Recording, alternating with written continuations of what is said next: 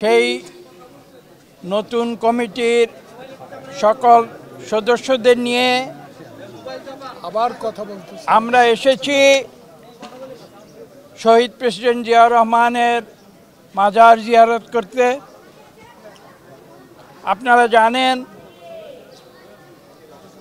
যে 1971-এর সেই ভয়াল মার্চের কালো রাতে যখন পাকিস্তানি হানাদার বাহিনী তৎকালীন পূর্ব পাকিস্তানের নিরীহ মানুষের উপরে ঝাঁপিয়ে পড়েছিল, তখন একজন সৈনিক, সেদিনের মেজর জিয়াউর রহমান, রুখে দাঁড়িয়েছিলেন। তিনি বলেছিলেন, আই রিভোল্ট। এবং তিনি আরও বলেছিলেন, I do hereby declare the independence of Bangladesh.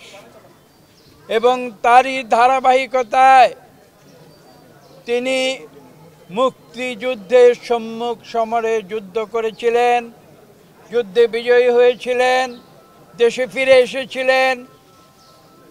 দেশের কোটি কোটি মানুষ ভালোবেসে তাকে বীর উত্তম, মুক্তিযুদ্ধের সর্বোচ্চ উপাধি তাকে দিয়েছিল।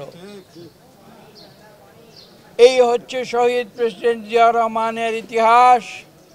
সরকার হয়তো পাঠ্য বই থেকে কোমলমতি বালক বালিকাদের মস্তিষ্ক থেকে জিয়াউর রহমানকে মুছে ফেলার চেষ্টা করতে পারেন, কিন্তু বাংলাদেশের কোটি কোটি মানুষের হৃদয়ে যে জিয়াউর রহমান স্থান করে নিয়েছেন, সেখান থেকে তাকে কেউ সরাতে পারবে না।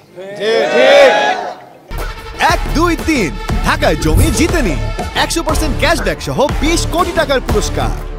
এবং সে কারণেই আজ আমরা এখানে এসেছি শহীদ প্রেসিডেন্ট জিয়াউর রহমানের প্রতি শ্রদ্ধা জানাতে, যিনি বাংলাদেশি জাতীয়তাবাদের যে ধারণা, সেই ধারণা তিনি সৃষ্টি করেছিলেন।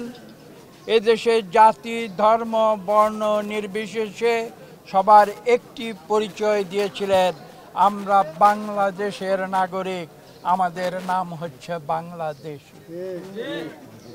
এবং আপনারা জানেন যে স্বাধীনতার পরে 72-75-এ এই দেশকে একটি তলাবিহীন ঝুড়িতে পরিণত করা হয়েছিল, এবং সেখান থেকে এই দেশকে পুনর্গঠিত করে সেই তলাবিহীন ঝুড়িকে তিনি একটি, ইংরেজিতে সেদিন কিসিঞ্জার বলেছিলেন যে শহীদ president Ziaur Rahman converted a basket case into a success case. কাজে আজকে আমরা সেই কথাগুলো স্মরণ করি।